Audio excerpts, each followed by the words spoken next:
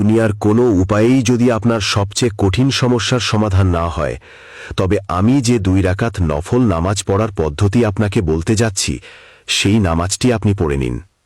ইনশাআল্লাহ তাবারক ওয়া তাআলা এই নামাজ পড়ে নেওয়ার পর আপনি জান্নামাজ থেকে উঠতেও পারবেন না, আর আল্লাহর দরবারে আপনার সেই দোয়া কবুল হয়ে যাবে। এই নামাজকে সালাতুল হাজাত বলা হয়।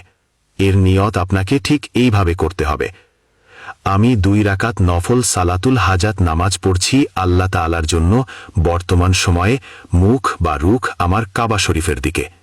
এরপর আল্লাহু আকবার বলে নিয়ত বেঁধে নিন।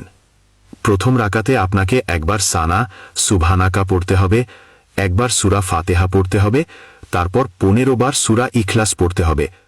এরপর রুকু করুন, সিজদা করুন, তারপর দ্বিতীয় রাকাতের জন্য দাঁড়িয়ে যান।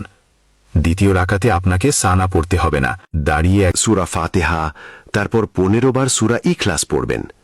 এরপর রুকু করুন, সিজদা করুন, কায়দায় বসুন, সালাম ফিরিয়ে নামাজ শেষ করুন। নামাজ শেষে জান্নামাজে বসে থাকুন। এক শ্বাসে যতবার পারেন আল্লাহ পাকের এই মুবারক নাম পড়ুন, ইয়া হাদিও। শ্বাস শেষ হওয়ার সাথে সাথেই সিজদায় চলে যান। সিজদায় গিয়ে 7 বার ইয়া রব্বানা পড়ুন, তারপর সিজদার অবস্থায় আল্লাহ পাকের কাছে দোয়া করুন।